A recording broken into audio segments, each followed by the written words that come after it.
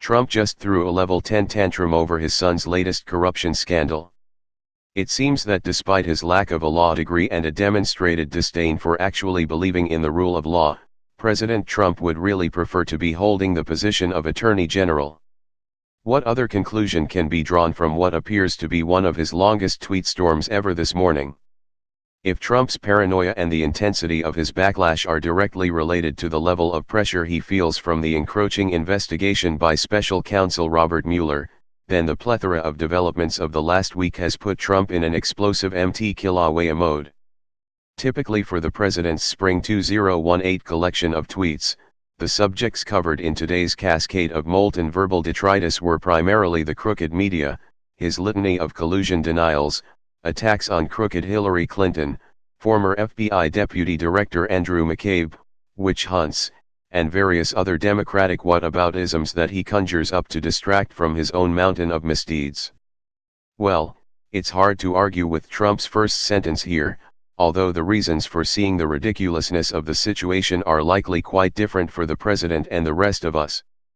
While Trump may try to spin the New York Times scoop yesterday about the newly revealed 2016 Trump Tower meeting with Saudi, Emirati, and Israeli representatives eager to aid his election efforts as a long and boring story. If he had bothered to actually read it himself rather than parrot the Fox News distillation and distortion of the story, he would see that it not only doesn't indicate that no collusion with Russia has been found, but that it expands the number of countries he's accused of colluding with. Literacy does have its value, Mr. President. The only response to this portion of the tweet storm is that the Republican investigations of Benghazi and Hillary Clinton's email server went on for 2.5 years, cost millions, and found nothing, so shut the F# at K up. Trump divisive reference to real Americans, i.e., anyone not opposed to him, is another example of how his dog whistle race baiting is embedded in virtually his every utterance. His mangling of the facts of the issues he brings up will be accepted as truth by his base, while those who bother to do their research into the real facts will simply get further insight into Trump's media manipulation techniques. The final 3 tweets in this extended disco mix of Trump's greatest hits focus primarily on attacking Democrats in preparation for the intense battle for control of Congress in the midterms.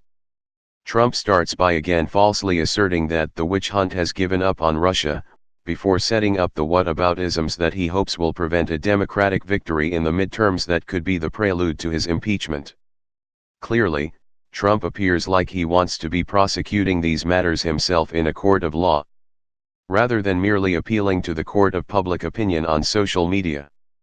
However, even he knows that he's no lawyer, and given his proven history of being allergic to basic facts, 3,000 untrue or misleading statements in 466 days in office as of May 9,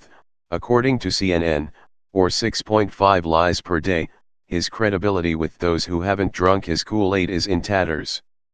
Outside of being a gauge of how close to uncovering the truth Mueller's investigatory team really is, Trump's tweets are worthless and should be seen as the desperate childish screams of anger at getting caught with his hand in the cookie jar that they are.